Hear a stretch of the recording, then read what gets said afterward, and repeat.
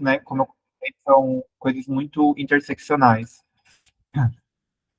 Deixa eu só pôr um slide aqui em branco rapidão para deixar uma coisa clara para vocês. Mas então, eu queria mostrar isso para vocês antes da gente entrar de fato na aula, né? Porque a gente viu 2 semanas de romantismo, geralmente junto com o modernismo, né? Acaba que são as aulas que a gente mais vê coisa, né? Porque são os assuntos mais extensos. A questão de ter várias gerações e tudo mais também, enfim.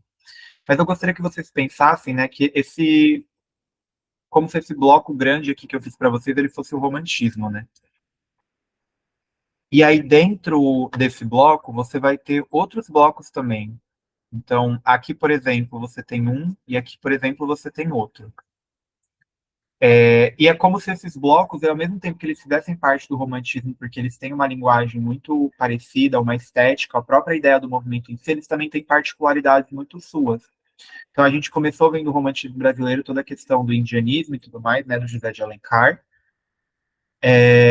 A gente viu na semana passada uma vertente mais gótica, digamos assim, do romantismo, né? Umas histórias mais de terror, mais com temas mais pesados, a questão da melancolia, do desejo de morrer.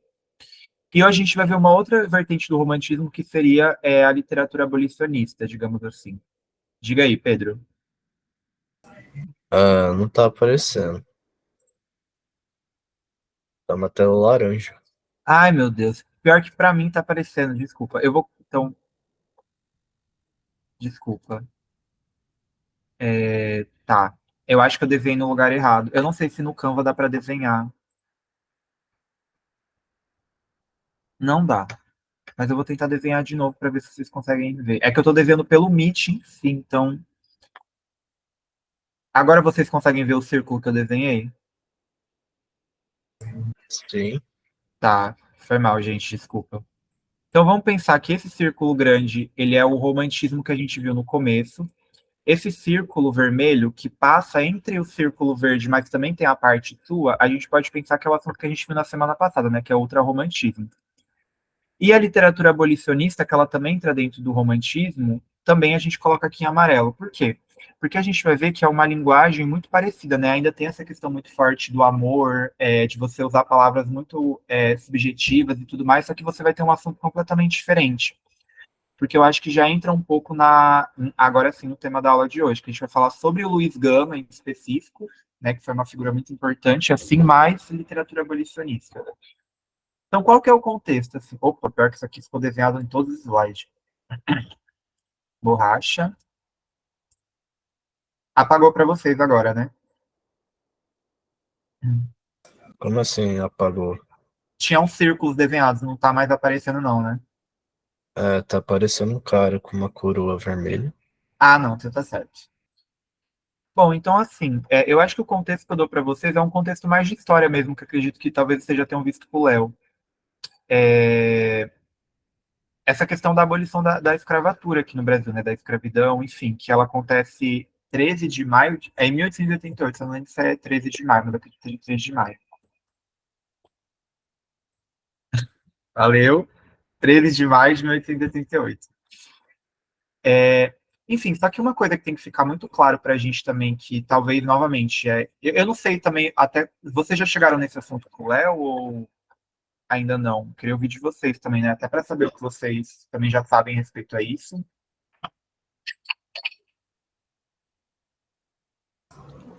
Ah, com quem que você falou?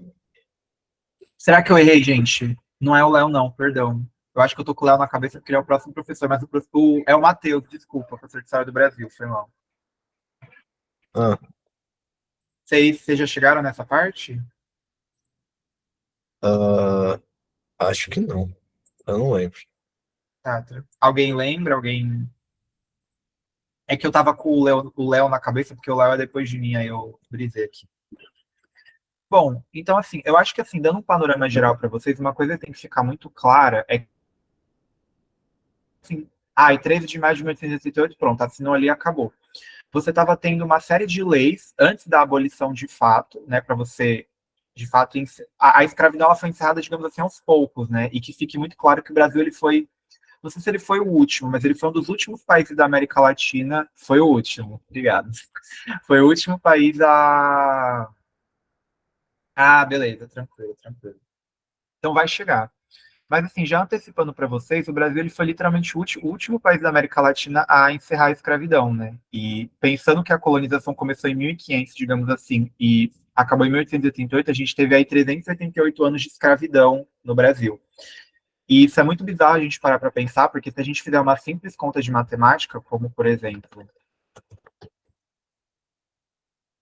2024, que é o ano que a gente está vivendo, menos 1888 é 136, ou seja, o Brasil viveu mais tempo no regime de escravidão do que o regime sem escravidão, né? Porque a gente só viveu 136 anos depois da abolição da escravidão.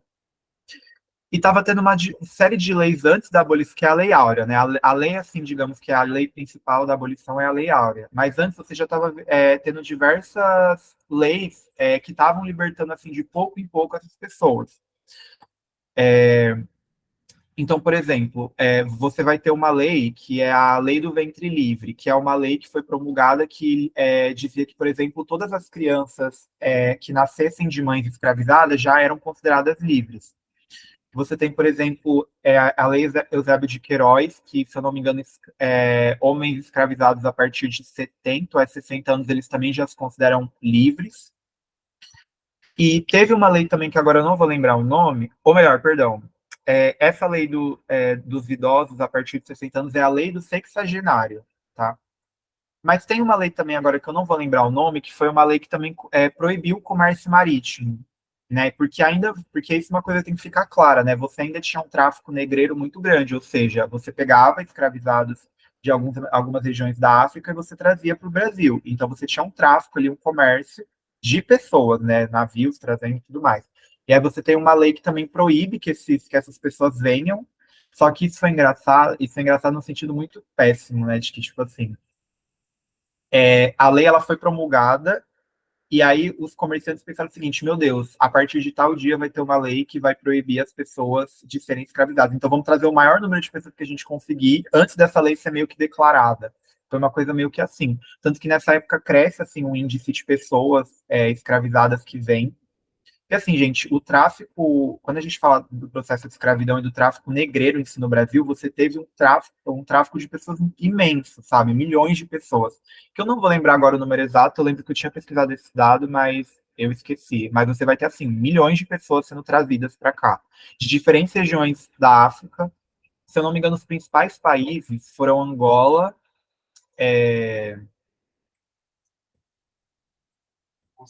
Moçambique e Guiné. Guiné. Foram os três principais países. Quatro. Ó, eu amo que tá um mandando a informação aqui no chat, o outro mandando aqui do lado para mim. Agradeço os especialistas. Mas você teve exatamente entre 4 e 5 milhões de tráficos de pessoas. Isso é muita gente, tipo assim. Não dá nem para dizer, né, gente? Enfim. Que a gente também viu toda essa questão da mistura, né, da miscigenação lá no Barroco, mas eu acho que esse é um contexto interessante, assim, para a gente saber. Aí, né, a gente vai ter a principal de todas, que é a Lei Áurea, né, de 13 de maio de 1888, que tem toda essa história assim da princesa Isabel ter assinado a lei e tudo mais, só que a gente vai ver que não foi ela a única pessoa assim, acho que ela talvez não seria considerada nem a principal se a gente fizesse um revisionismo, né? No sentido da gente voltar na história e ver o que foi o processo de fato, mas a gente vai ver que teve muitas pessoas que atuaram assim, não queria falar nos bastidores, mas muitas pessoas que não têm a mesma fama que, por exemplo, ela teve hoje em dia, que foi o caso do Luiz Gama, né? Que ele era um escritor, ele era um advogado, e ele mesclava muito a vida dele entre a literatura e a advocacia, porque ele escrevia muita coisa para jornal, mas ele também era advogado. E ele, assim, foi um dos principais símbolos, assim, na luta da escravidão no Brasil. Mas, dado esse contexto inicial para vocês, tá tranquilo? Dúvidas? Alguém quer falar alguma coisa? Então, esse cara chamado Luiz Gama foi um dos principais responsáveis pelo fim da escravidão no Brasil. Eu acho que falar desse jeito é muito forte, mas eu acho que a gente pensar que Ele ele realmente, contribuiu. ele exatamente, isso, ele contribuiu. Eu acho que é uma palavra bem melhor, assim. Porque porque assim, eu acho que uma coisa que também tem que ficar muito clara pra gente é que quando a gente está estudando, principalmente, eu acho que isso é muito na história, assim, a gente estuda de uma maneira que a gente trata as coisas como se fosse assim, aconteceu e pronto, sabe? Então, tipo assim, Dia 13 de maio de 1888 foi declarado o fim da escravidão. Dia 14 de maio já estava todo mundo assim vivendo essa vida normalmente. E as coisas elas não acontecem assim do dia para a noite. É um processo assim muito longo de luta, de política mesmo no sentido de que você vai ter uma série de discussões, de leis, de burocracia. E justamente por ele ter sido advogado, ele foi uma pessoa que ele advogou muito assim a favor da libertação de pessoas, que a gente vai ver um pouco melhor daqui a pouco, mas eu quero que fique muito claro para vocês, eu acho que isso é para vocês levarem até para a vida de vocês e até para as aulas de história, que os processos que acontecem históricos, eles não são rápidos, assim, tipo, a gente estudando agora, a gente acaba vendo com outra mentalidade, mas é uma luta que demora muito tempo, gente. E a gente vê esses frutos até hoje, assim, enfim, que a gente pode falar um pouco melhor daqui a pouco. Mas sim, acho que resumindo o que você perguntou agora, sim. Então, tranquilo?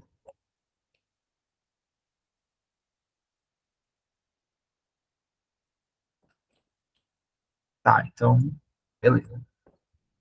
E aí, começando a falar um pouco da vida dele em si, porque. Ah, desculpa, os objetivos de sempre, né?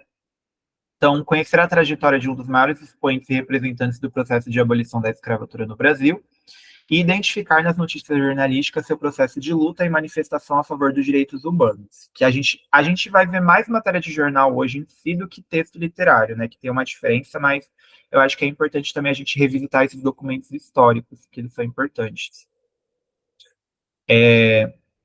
Então, assim, falando sobre a vida dele em si, ele é realmente uma pessoa que tem muita informação assim sobre a vida dele, porque ele escrevia muito sobre a vida dele e porque você tem hoje muitos pesquisadores que pesquisam sobre ele. E eu acho que a principal fonte assim para a gente achar a história de vida dele é uma carta que ele escreveu para um amigo dele, se não me engano, chamado Lúcio de Mendonça. E eu queria muito ter trazido essa carta para vocês aqui de verdade. Eu acho que ela é um documento assim eu acho que fantástico, assim. Tem muita informação sobre a vida dele, sobre o processo de vida dele, da luta dele, só que é um documento muito grande. Eu acho que trazer para a aula de hoje ia ficar muito ruim, então eu acabei optando não trazer, mas eu vou deixar para vocês no Drive e eu recomendo muito que vocês leiam. Não é uma carta extensa, é uma coisa tipo assim, de 3 páginas. Mas eu acho que talvez para uma aula de 40 minutos, 3 páginas lidas não seja talvez uma boa ideia, mas enfim. Mas assim, resumindo a história dele, ele nasceu em Salvador, né? E ele era filho de uma mulher chamada Luísa, que era uma escravizada liberta, e ele era filho de um homem branco, né, português, que vivia em Salvador. Só que acontece que a mãe dele, ela vem para São Paulo, né, ou melhor, para São Paulo não, perdão, quem vem para São Paulo é ele, vem para o Rio de Janeiro, e acaba que, se eu não me engano, pelo documento que ele fala, ela veio participar de uma manifestação popular que estava tendo aqui no Rio de Janeiro, que não acho que era. Não, a balaiada foi no Maranhão, mas enfim. Ela veio participar de uma manifestação popular e ela não voltou mais. E até se tem, assim, futuramente, depois, como ele era advogado e tudo mais, ele tentou buscar documentos que procurassem saber onde a mãe dele tinha se enfiado. E ele não conseguiu achar muita coisa. Então, realmente, a mãe dele não fugiu, assim, pelo que ele fala. Ela realmente foi, mas ela acabou não voltando. Então, ela foi dada como desaparecida, né? Ou morta, enfim. E o pai dele, ele era uma pessoa, assim, que não era de um nível tão pobre, porque ele tinha uma herança, né? Só que acaba que o pai dele gastava muito, então ele acabou entrando, ele ficou pobre, ele perdeu tudo. E aí, com 10 anos, né, isso em 1840, mais ou menos, como o pai dele estava sem dinheiro, o pai dele vendeu ele como escravo. Então, ele basicamente vendeu o filho dele, foi isso. Só que o problema é que por muito tempo ele ficou nesse limbo, assim, porque ele veio para São Paulo nesse tempo, só que como ele era da Bahia, e assim, dando um resuminho para vocês, nessa época na Bahia você estava tendo uma série de revoltas, né? Que não sei se vocês já viram a revolta dos malês, né, em história, mas enfim, é basicamente uma revolta que teve, né, um levante popular de pessoas, e isso acabou criando essa imagem no Brasil de que as pessoas baianas eram desordeiras, elas eram baderneiras, bagunceiras, então isso acabou criando um estigma muito grande, assim. Então ele basicamente contou nessa carta que muitas pessoas não queriam comprar ele como escravizado, porque ele é baiano, basicamente, né? Então ele vai se revoltar, ele vai fugir. Então ele ficou muito tempo nesse limbo assim dele não ser vendido. E aí acaba que chega uma época que ele é vendido de fato, e aí ele foi né, para uma casa e tudo mais, só que nisso ele fez amizade com um menino, né? Que eu não vou lembrar o nome dele agora exatamente, mas eu acho que é Antônio. E aí ele acaba se alfabetizando com esse menino e tudo mais, eles viram amigos. O Luiz Gama, ele foi uma pessoa que ele realmente fez muito contatos, assim, ele tinha muitos amigos, assim, de posições muito altas da sociedade. E aí acaba que ele descobre que na época que ele estava sendo escravizado, a lei do ventre livre já estava funcionando, ou seja, ele não podia, né, por lei, ele não podia mais ser escravizado, porque filho de uma escrava liberta não pode mais ser escravizado. Então ele literalmente estava sendo escravizado sem saber. E aí ele consegue então a liberdade dele, e aí ele começa a estudar e tudo mais, ele começou a pegar esses contatos que ele tinha, escreveu muita coisa em jornal e tudo mais, e ele vai firmando a carreira dele. Ele nunca se formou em direito, né? Ele conseguiu uma licença que existe até hoje na advocacia, né? Que é uma pessoa que não tem um diploma de direito, mas ela consegue uma licença para poder advogar. Então era assim que ele advogava. Tanto que ele até fala para o Correio Paulistano, que era um jornal da época que ainda existe, né? Ele fala: eu advogo de graça por dedicação sincera à causa dos desgraçados. Não pretendo lucros e não temo represálias, né? Quem são esses desgraçados que ele fala? São as pessoas que estavam passando por toda essa situação de escravidão. É... Até aqui tranquilo?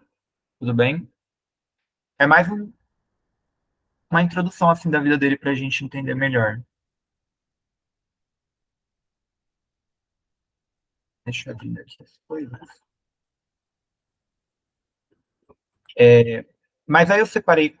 Tem um livro dele que foi feito muito depois, né? Foi um pesquisador que pegou vários escritos dele, tipo, reuniu num livro de 500 páginas. Então, tipo, tem muito da obra dele nesse livro, que é um livro bem bacana, assim. Ele não é um livro de histórias, né? Tipo, cada página é uma situação que ele viveu na vida dele, que ele contava. Então, não é um livro, tipo assim, são 500 páginas de história. Mas eu separei algumas matérias jornalísticas aqui da época para a gente ler e a gente entender um pouco como foi esse processo, né? Que ele ajudava essas pessoas. É, Esse livro dele se chama Liberdade, né? Tem PDF, eu acho que eu posso subir no Drive para vocês, mas caso alguém queira ler, porque como eu falei, né, são vários contos, várias histórias, né? Então dá para você ler tipo tranquilinho. Eu vou pegar o PDF, que meu mouse está meio ruimzinho. Vou mandar aqui para vocês.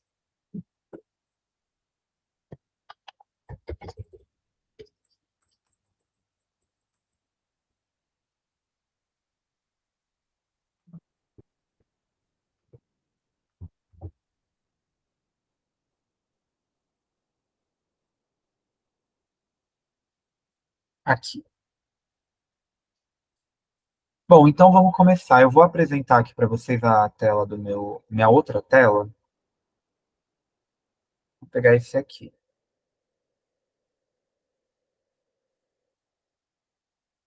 São leituras bem pequenas, tá? Coisa de uma página. E tudo isso são fontes históricas, né? Isso realmente saiu em jornais da época, e aí basicamente eles reuniram isso e trouxeram. Então, por exemplo, não chega a ser propriamente um texto literário, porque estava em jornal, mas eu acho que a linguagem também intersecciona muito jornal e literatura, porque a gente viu na primeira aula lá no começo que, né, tem uma diferença entre um texto literário em si e uma matéria jornalística. Mas esse, por exemplo, foi publicado no Gazeta de São Paulo, que ainda existe até hoje. Esses jornais assim que a gente tem hoje, eles já existem há muito tempo, né? Pode não parecer, mas existe. Então, por exemplo, o nome desse editorial que ele escreveu se chama Em Defesa dos Escravizados, Antônio e Raimundo. Geralmente o livro, ele vem com uma contextualização antes, né, do que está acontecendo ali, mas e aí depois ele vem com o texto embaixo para a gente ler propriamente. Então, o que essa matéria vai dizer para a gente? Luiz Gama comenta uma notícia dúbia que dava a entender coisa diversa de que fato ocorreu. Antônio e Raimundo, escravizados em Campinas, na fazenda de Policarpo Souza Aranha, fugiram do domínio senhoral e procuraram um advogado abolicionista na capital. No cumprimento do meu dever, defendeu-se Gama, e para a manutenção da lei, fiz apresentá-los com uma petição, assinada por mim à autoridade competente. Souza Aranha era bastante conhecido de Luiz Gama. Basta dizer que ambos haviam acabado de sair de um sério litígio no Tribunal de Relação de São Paulo em razão do pedido de habeas corpus do africano Caetano. O fato de Gama peticionar em favor de Antônio Raimundo reforça que Gama não se deu por vencido na célebre causa de Caetano. Ao contrário, voltaria à carga contra o mesmo fazendeiro escravocrata que era o terror dos trabalhadores escravizados na região de Campinas. Então, qual que é a contextualização que a gente vai ler aqui agora? Né? Depois dele ter vencido uma causa, né, porque ele advogava a favor dos escravizados, depois dele ter advogado a favor de um homem chamado Caetano e ter conseguido vencer, outros dois escravizados chamados Antônio e Raimundo vieram até ele para dizer que, olha, a gente precisa de ajuda aqui, né? A gente está passando por situações desumanas. Então, o relato dele, propriamente, agora a escrita do Luiz começa aqui de fato. À estação urbana do Brás, foram recolhidos os pretos Antônio e Raimundo, escravos de Joaquim Policarpo de Souza Aranha, fazendeiro de Campinas, por andarem fugidos. Foram ali apresentados pelo cidadão Luiz Gama. É inexata essa notícia. Não apresentei escravo algum à estação do Brás. Surpreende-me a asserção. Os indivíduos de que trabalha, os indivíduos de que trata-se procuraram-me para que eu os tirasse de violências bárbaras de que eram vítimas. No cumprimento do meu dever e para a manutenção da lei, eu fiz, com uma petição assinada por mim, a autoridade competente que está procedendo a diligências. Esta é a verdade, e o fato bem diverso de que, seguramente por mal informada, foi referido por aquela ilustrada redação. São Paulo, 12 de janeiro de 1881. Então, o que ele está dizendo aqui, basicamente? É legal que esse livro eu gosto porque ele vai contextualizando assim a gente. Então, por exemplo, a estação urbana do Brás, que é basicamente na época, hoje em dia, onde é a estação do Brás, para quem é daqui de São Paulo, onde tem a estação ali de trem. É basicamente ali que aconteceu essa história. Né? Foram recolhidos dois escravizados, Antônio e Raimundo, que eles eram escravizados de um fazendeiro chamado Joaquim Policarpo de Souza Aranha. Só que o que o Luiz Gama está falando? Ele está dizendo assim, que os jornais saíram espalhando na época que o Luiz Gama foi atrás dos escravizados, né? Como se ele tivesse sido persuadir, não, que vocês têm que sair dessa situação. Mas ele fala que, na verdade, não foi bem assim que aconteceu, que os próprios escravizados procuraram ele, e aí ele só tenta desmentir uma fake news, digamos assim, né? E ele até fala, né, no cumprimento do meu dever, porque ele era advogado, né? Procuraram ele porque ele era advogado, ele ia entrar com uma ação, um processo e tudo mais para eles serem livres. E aí vieram até a minha autoridade competente que está procedendo a diligências, né? O que é diligências? Ele está fazendo a investigação ali para acontecer. Então, vocês conseguiram pegar um pouco assim, mais ou menos, a ideia de como funciona essas notícias jornalísticas dele? A gente vai ler mais algumas, mas acho que a ideia é meio que essa.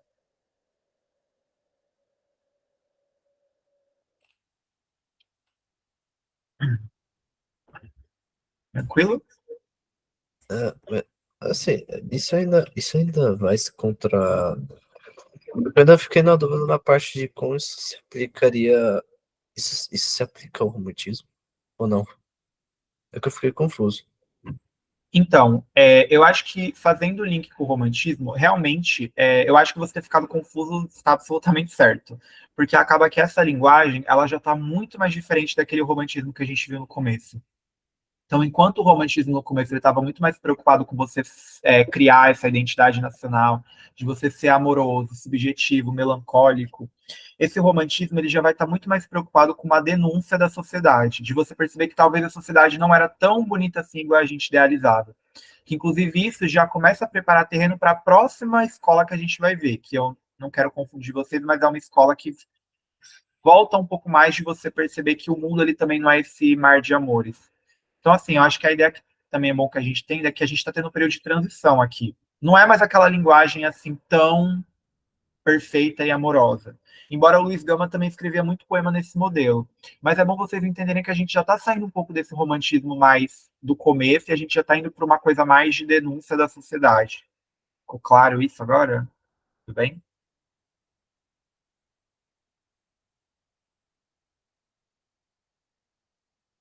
Entendi. Então, beleza. E aí, só uma curiosidade para vocês saberem também, se tem dados, sim, desse fazendeiro chamado Joaquim Policarpo de Souza Aranha. Ele foi, gente, eu acho que assim, ele era o pica das galáxias de Campinas, no sentido de que, assim, ele tinha muita terra. Ele tinha, pelo menos, mais de 5 fazendas. E quando a gente fala de fazenda, a gente não é fazenda, tipo assim, um terreno de, sei lá, 1.000 metros, são hectares, assim, né? Hectares, tipo, muita coisa. É porque eu esqueci agora, mas eu acho que hectares são 10.000 metros. Ou seja, vários, dezenas de hectares. Então, assim, ele tinha uma porção de terra muito grande. E geralmente é aquilo, né? Quanto mais terra você tinha, de mais escravizado você precisava para produzir. E, né, o que se sabe sobre hoje é que a maioria dessas fazendas elas viraram bairros em Campinas, mas muitas também foram vendidas, hoje em dia são hotéis e tudo mais, mas foi passando de geração em geração, né? Até porque, para vocês terem noção, o Joaquim Policarpo de Souza Aranha, ele é de 1880. Só que, assim, as terras dele, né, não foi ele que comprou, digamos assim, as terras dele foram herdadas da época da colonização do Brasil. A família dele tem origem francesa, tipo, os ancestrais dele eram reis, príncipes da França, que depois, enfim, foi passando de geração em geração, chegou em Portugal e aí veio para o Brasil, toda aquela questão das capitanias, das seis marias. Então isso é até bom para a gente perceber como funciona até hoje o processo de terras aqui no Brasil, né? Porque muita gente hoje que tem. E é claro, né? Volta no que eu falei, quando a gente está falando de fazendeiros, a gente está falando de pessoas que têm porções gigantescas de terras. A gente está falando tipo, de pessoas que têm pequenas terras, né? Um sítiozinho ali no interior, tipo, são dezenas de terras, sabe? Coisa realmente industrial de você fazer muita coisa a nível industrial. Provavelmente são pessoas que têm essas terras desde a época da colonização do Brasil, que só foi passado de família em família, sabe, no nome um para o outro no testamento. Então, também isso é uma coisa muito interessante para a gente perceber como funciona o sistema agrícola do Brasil até hoje. É basicamente nesse naipe. Tanto que tem descendentes dele, né? Mas até onde eu sei, acho que a maioria não ficou com as terras, mas não significa que eles ficaram pobres, né? Muito provavelmente venderam. Então, é isso. Agora, o outro aqui que eu queria trazer para vocês, esse aqui se chama. Opa, vou ter que parar de apresentar. Não, vocês estão vendo que mudou, né? Mudou, mudou. Esse se chama Neste País Não É Permitido ao Negro Se Divertir. Então, vamos começar do texto em si, a gente pode voltar para a explicação, mas o que ele está dizendo, né? Isso tudo é o Luiz Gama que fala. Tinha um africano livre chamado Joaquim Antônio, que morava ao Marco da Meia Légua. E aí, onde fica o Marco da Meia Légua? Ele fica basicamente ali entre onde hoje em dia é a Estação Brás e a Moca, ali de trem, aqui da linha turquesa. Então, esse africano livre, chamado Joaquim Antônio, ele morava ali naquela região, ele conseguiu uma licença do senhor Capitão Almeida Cabral, que era um subdelegado, ele conseguiu uma licença para dar um divertimento, uma festa, né, uma social ali. Já não é pouco. Neste país clássico da liberdade, não é permitido ao negro divertir-se em sua casa sem licença da polícia. Divertia-se Joaquim Antônio, cidadão português do estado de Moçambique, né? Então, tá falando cidadão português porque Moçambique na época era uma colônia de Portugal, mas ele era de Moçambique. Um homem infeliz que não tem por si o válido patriotismo luso do distinto senhor Abílio Marques, que é só para os brancos, quando foi intimado por uma patrulha policial para não continuar com o barulho. Joaquim Antônio fechou a sua porta e continuou a divertir-se com seus outros amigos negros. A patrulha arrombou a porta, penetrou a casa e era meia-noite. Saqueou-a, mediante rigorosa busca, prendeu o africano livre Joaquim Tinto, que reclamou contra o ato e, em seguida, a polícia arrombou mais 2 casas de africanos sem fundamento nem razão. A pessoa que isto escreve está de tudo bem informada e já instruiu aos pretos que, em análogas circunstâncias, repilam a agressão a ferro e bala. Ao excelentíssimo senhor doutor-chefe de polícia, tem meios de impedir desaforos desta ordem. Sabemos, pelo seu nobre caráter, que é incapaz de autorizar tropélias tais. Então, o contexto basicamente está falando isso, né? De que, na época, para você poder dar uma festa na sua casa, um divertimento, pelo menos para pessoas pretas, você precisava de uma autorização da polícia. E aí ele conseguiu essa autorização, só que depois voltaram lá na casa dele pedindo, né, para ele parar, e eles não pararam, e aí começou uma série de brigas, e pelo que o Luiz Gama está relatando, eles acabaram prendendo, né, o Joaquim e mais outras pessoas, e ainda invadiu outras casas sem, do nada, assim, né, sem fundamento nem razão. E aí ele estava, né, a pessoa que escreve isso está muito inconformada, e aí só dando uma contextualização para vocês aqui, porque geralmente tem umas notas aqui que a gente pode ver embaixo. Esse Abílio que ele está falando, ele foi um escritor, né, um empresário, que era um amigo do Luiz Gama.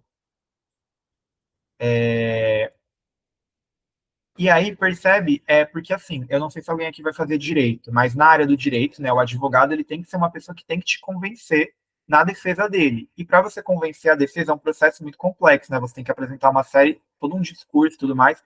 E a gente percebe um pouco o traço de advogado dele, porque, por exemplo, aqui na nota 4 que ele está falando, ele detalha, tipo assim, ele não chega só falando, é uma tal pessoa aqui, ele fala o nome da pessoa, Joaquim Antônio, cidadão português do estado de Moçambique, começa a descrever ele, e isso faz com que na sua defesa, né, de advogado, você ganhe mais credibilidade, porque o seu discurso fica mais rico, digamos assim. Então ele realmente usava muito assim as habilidades dele enquanto advogado para poder defender as pessoas, digamos assim. Mas, assim, pensando no contexto que a gente está lendo hoje, vocês acham que é muito diferente do que a gente presencia hoje em dia? Isso que ele está relatando é, tipo, 300 anos atrás, mais ou menos?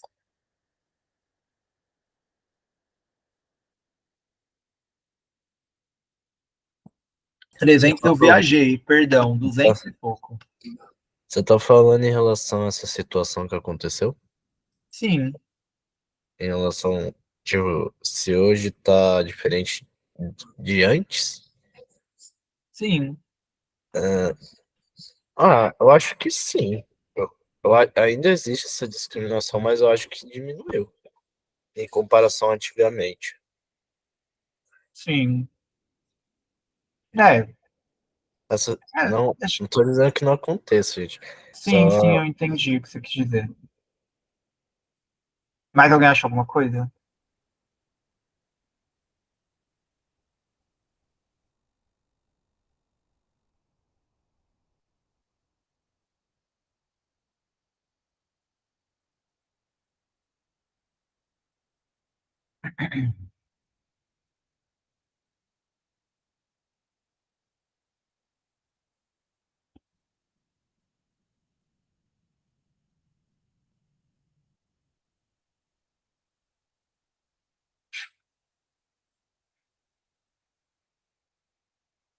Gente, ninguém acha nada. Alguém quer falar alguma coisa?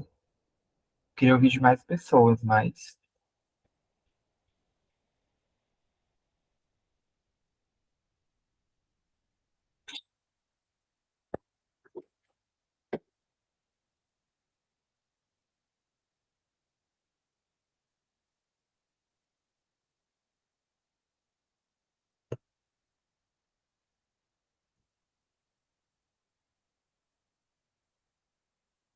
Bom, mas... Tá. A mesma coisa que o Pedro. É, assim, por exemplo, eu vou falar assim, pela minha experiência, eu acho que vira e mexe a gente acaba ainda vendo notícias, né, infelizmente, de, por exemplo, polícia invade casa de pessoas, assim, acontece, né? Por exemplo, eu acho que eu vi uma notícia esses tempos que aconteceu, pelo menos aqui no Rio, né, de uma polícia que, assim, invadiu a casa de alguém no sentido de que havia uma suspeita, né, da pessoa estar envolvida com alguma coisa, de uma família negra, no caso, e ter revirado a casa e tudo mais, assim, literalmente, quando eu digo revirado, ter destruído, né? E não achou nada, e acabou que nem era a casa da pessoa. Então, assim, eu acho que a gente ainda. Exatamente, né? A gente tem que pensar também numa questão de estrutural. E quando a gente fala de racismo estrutural, é uma discussão ainda muito complexa, porque, enfim, são várias camadas, mas eu acho que a gente tem que entender que a sociedade, ela não mudou, né? E aí, acho que só encerrando um pouco essa questão, e aí, terminando de falar da vida do Luiz Gama, eu já pego esse gancho do que o Victor disse. Deixa eu voltar aqui para o slide. O Luiz Gama, ele meio que lutou muito da vida dele desse jeito. Mas aí, só lendo esses dois poemas aqui dele, por exemplo. Se queres, meu amigo, no teu álbum pensamento, ornado de frases finas, ditadas de talento, não contes comigo, que eu sou pobretão. Em coisas mimosas sou mesmo um ratão. Então ele está basicamente falando o que nesse poema aqui? Ah, meu amigo, se você quer conversar comigo com várias frases bonitas, talentosas, não conte comigo porque eu sou um pobretão e eu sou um ratão, né? E aqui embaixo, ciências e letras não são para ti, pretinha da costa. Não é gente aqui. E aqui ele está assumindo uma postura meio que, né, de sátira mesmo, né? De que, né, essa mulher está interessada em ciência e letras, mas isso infelizmente não é para gente. E aí o Luiz, ele continuou assim a trajetória dele. Quando que foi que ele morreu, se não me engano? Ele morreu em 1882. E assim, tem-se boatos de que foi o maior velório que já aconteceu em São Paulo. Tipo assim, tinha muita gente. Tinha coisa de 4.000 pessoas no enterro dele, que foi aqui em São Paulo. Acho que ele está enterrado num cemitério lá na Consolação, inclusive. Que ele realmente, assim, conhecia muita gente, né? E se tem por registro de que ele ajudou a libertar mais de 500 escravizados, né? Com o processo de advocacia. Então, assim, ele foi super homenageado na época, né? Escreveram muitas matérias sobre ele. E mais só 133 anos depois da morte dele, em 2015, que a Ordem de Advogados do Brasil deu um título de fato de advogado para ele, né? Porque ele não tinha um diploma de fato. Tem uma estátua dele ali no Largo do Arouche, que é um parque que fica perto de uma avenida na Paulista. Mas, assim, ele literalmente dedicou a vida dele só por isso, sabe? E, assim, já puxando o assunto que o Pedro comentou, é, quando a gente está falando dessa questão de ser estrutural, é porque por mais que a gente tem que pensar que depois que a Lei Áurea ela foi assinada, foi uma coisa meio que assim, vamos libertar todos. E aí libertou, e agora cada um segue sua vida. Só que a gente sabe que não é muito bem assim que funciona, né? Porque não foi dado, por exemplo, educação para essas pessoas, moradia, saúde, segurança, você deu literalmente a liberdade e apenas isso. Só que o racismo ainda continuou. Inclusive, não sei se vocês sabem, mas por lei, todos os escravizados que foram libertos, os senhores que eram donos deles foram compensados pelo Estado, ou seja, o Estado falou, vocês vão perder escravos, né? Então a gente vai dar um dinheiro aqui, a gente vai dar mais mão de obra para vocês, só que aí vão ser imigrantes dessa vez que vão vir para o Brasil, e aí vai ter uma puta onda de imigração que vai vir italiano, alemão, tudo europeu, né, que a gente vai ver isso melhor futuramente, mas vieram europeus de propósito, porque você tinha um plano de embranquecer o Brasil. Então, você trazer mais pessoas de fora, principalmente europeias e mais brancas, é nesse sentido de que você cada vez mais quer clarear a população, porque, né, vai ter muita gente na época que vai dizer que o problema do Brasil era porque você tinha pessoas não brancas aqui, né? O Brasil dava errado só por causa disso. Então, tem até uma frase que eu trouxe aqui para aula para vocês, que está dizendo o seguinte: eu esqueci de dizer a fonte, perdão, posso colocar depois. Mas a preocupação pelo destino do escravo se mantivera em foco enquanto se ligou a ele o futuro da lavoura. Ele aparece nos vários projetos que visaram regular legalmente a transição do trabalho escravo para o trabalho livre. Com a abolição pura e simples, porém a atenção dos senhores se volta especificamente para seus próprios interesses, a posição do preto no sistema de trabalho e sua integração à ordem social deixaram de ser matéria política. Ou seja, o que esse trecho está dizendo? Que, assim, você tinha o interesse de libertar essas pessoas, sim, só que não era um interesse humano, de, meu Deus, coitadinhos deles, era tipo uma coisa política e econômica mesmo, né? A escravidão, na época, não fazia mais sentido para o mundo que a gente estava vivendo, em outras palavras, para o mundo capitalista. Então, literalmente, libertaram eles com esse interesse, só que depois que foram libertados, não se teve uma política pública que, de fato, desse moradia para essas pessoas. Tanto que, assim, é um processo muito complexo isso, mas a gente vai ver que, por exemplo, muitos negros escravizados saíram das fazendas e vieram para a cidade, só que não tinha moradia para eles. Você ainda tinha muito preconceito racial, né? As pessoas não queriam se misturar, de certa maneira. Então, essas pessoas tiveram que se mudar para regiões um pouco longe do centro, que aí vai começar uma coisa que a gente tem até hoje no Brasil chamada de comunidade, vulgo favela, né? A favelização do Brasil começa dessa maneira. Então, assim, por isso que eu quis trazer para vocês no começo essa questão da gente entender que os processos, eles não, tipo assim, o que aconteceu na história antes continua sendo repetido hoje, né? O que existe hoje foi porque foi sendo construído há muito tempo atrás, coisa de 200, 300 anos. E a Rebeca fala, se eu não me engano, tem uma tirinha sobre a libertação dos escravos que eles mesmos dizem sobre não saberem o que fazer. Exatamente, perfeito, é isso. Tipo assim, nós somos libertos, e agora a gente vai fazer o quê? Vai tomar um chá? Não é bem assim. E aí, por isso que você vai ter uma série de discussões, né? Você não vai dar saúde para essas pessoas, você não vai dar educação para essas pessoas, você não vai dar moradia, você não vai dar emprego, né? Isso são políticas públicas. Então, acho que isso encerra um pouco assim a aula de hoje, né? Então, conhecemos a trajetória do Luiz Gama e a gente identificou nas notícias dele esse pequeno processo de luta, né? No sentido de que a gente não conseguiu ver uma totalidade disso a favor dos direitos humanos. Tranquilo, gente? Tudo perfeito? E aí, só para finalizar para vocês, eu quis trazer essa foto da época que foi feita a missa para a libertação dos escravizados. A gente tem a Princesa Isabel aqui no centro.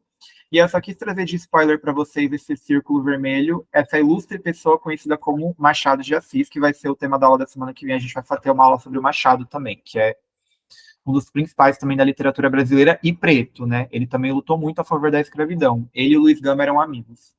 Mas eu acho que também o Luiz Gama é um dos escritores mais subestimados assim, do Brasil. Ele realmente escreveu muita coisa. Se alguém, de repente, ficou interessado, eu recomendo muito que pesquise mais sobre ele, porque ele realmente foi muito foda. Se alguém também quiser alguma indicação depois, pode me perguntar. Gente, mas é isso. Hoje eu pretendo encerrar também um pouco mais cedo para vocês terem um gostinho de intervalo, pelo menos uma vez na vida com uma aula minha, porque eu sei que às vezes eu passo bastante. Também porque eu vou precisar sair agora que eu tenho que resolver um assunto. Então, só reforçando mais uma vez para dar uma aguinha, um banheiro. Qualquer dúvida, eu tô por aqui, tá bom? Se cuidem e bom final de semana. Tchauzinho. E eu vou postar material logo mais, tá? O material eu posto depois, que eu não consegui. Então, gente, se cuidem. Tchauzinho e até a quinta que vem. Valeu, Isaac. Muito obrigado.